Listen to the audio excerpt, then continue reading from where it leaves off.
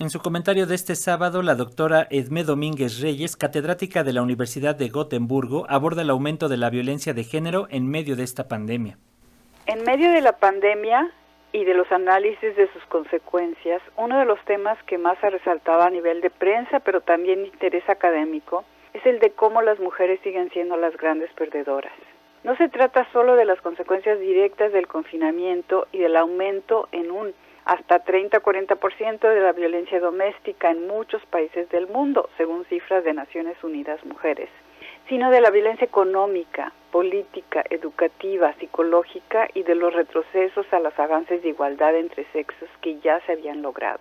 Si bien es cierto que ya se habían avanzado en diferentes grados en el combate a la violencia de género en diferentes partes del mundo, con legislaciones acordes a estos delitos, estos avances no han sido suficientes. Las mentalidades asociadas a masculinidades dominadoras siguen estando detrás de la persistencia de ese tipo de violencia. Estas mentalidades son agravadas por circunstancias adversas, socioeconómicas, de conflicto, pero también culturales, tanto tradicional como actual, en cuanto a las redes sociales de la violencia. Y hay que hacer notar que esta violencia existe en mayor o menor medida en todas las clases sociales y en todos los países de alto, medio y bajo desarrollo. En Suecia, uno de los países de mayor desarrollo económico y bienestar social, la violencia contra las mujeres entre 16 y 84 años fue del 2,7% en 2019.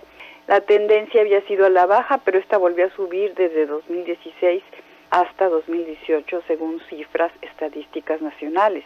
De acuerdo a otras estadísticas, las tasas de violaciones o crímenes de tipo sexual subieron a 10% en 2018. Y aunque los medios de comunicación tienden a dar mucha atención a la violencia ejercida contra las mujeres inmigrantes dentro de sus mismas familias o comunidades, los famosos crímenes de honor, esta violencia se da también en los medios totalmente suecos y, como ya se apuntó, en todas las clases sociales.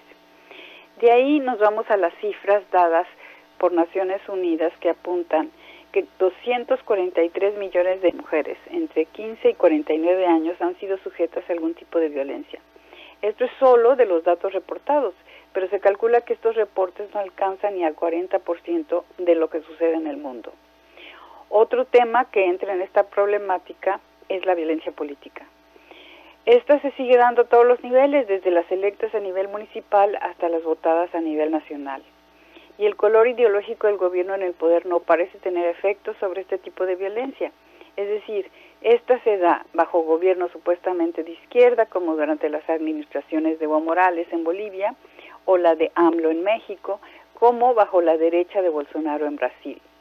Y estas violencias y acosos pueden terminar, como el caso de la violencia doméstica, en feminicidios, lo que confirma que el machismo de izquierda o de derecha sigue siendo machismo. A nivel económico, también se puede hablar de violencia contra las mujeres, violencia en la discriminación a la hora de contratar, de otorgar salarios, de condiciones de trabajo, de posibilidades de promoción, de organización sindical, de pensiones.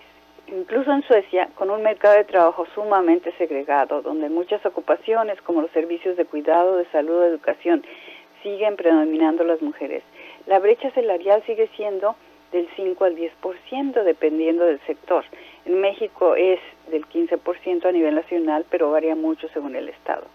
Todavía en Suecia, la brecha de ingresos por pensiones es de hasta el 40% con respecto a las de los hombres en las edades de 80 a 85 años y del 25% para el grupo de 65 a 69 años. En América Latina, en un estudio reciente sobre mercados de trabajo y mujeres, se constataba que pese a que para 2018 el 51,3% de las mujeres en edad de trabajar participaban laboralmente, estos trabajos siguen siendo en promedio precarizados, con malas condiciones de trabajo, sin prestaciones y con bajos salarios. La situación en otros países del sur global no es mejor. Por ejemplo, en los países de Asia del Sur, también para 2018 solo participaba el 26% de las mujeres en edad de trabajar. Esta situación ha sido muy estudiada en el caso de la India, donde solo el 21% de las mujeres participaban en el mercado laboral, lo que se ha agravado por la pandemia, donde muchas de estas mujeres en Asia, pero también en el resto del mundo, han sido obligadas a confinarse y a perder su fuente de ingreso. Continuando el tema de las violencias y las consecuencias del COVID, estas se dan En muchas otras esferas, especialmente en el sur global, por ejemplo, en la educativa, donde muchas niñas y jóvenes se han visto obligadas a dejar la escuela, su único mecanismo de escapar a la pobreza, a la discriminación y a las múltiples opresiones asociadas a su pertenencia sexual. Esto por no hablar de las consecuencias mundiales a nivel de cuidados, por ejemplo, por el cierre de escuelas.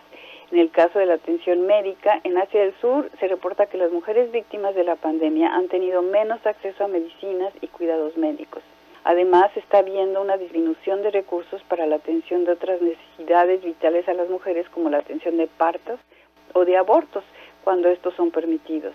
Esto repercute lógicamente en el alza de las tasas de mortalidad materna o en mayores embarazos no deseados, lo que agrava a corto y mediano plazo los problemas que muchas jóvenes tendrán que enfrentar, además de los costos sociales que esto representa. En síntesis, la violencia de género tiene muchas caras y ninguna de ellas es agradable. Erradicarla no es solo cuestión de buena voluntad, se trata de revolucionar mentalidades y estructuras, lo que hasta ahora ninguna sociedad ha logrado. ¿Cuántas generaciones tendrán que sufrirla antes de que esto sea posible? Pararla. Para Radio Educación desde Suecia les habló Edmé Domínguez.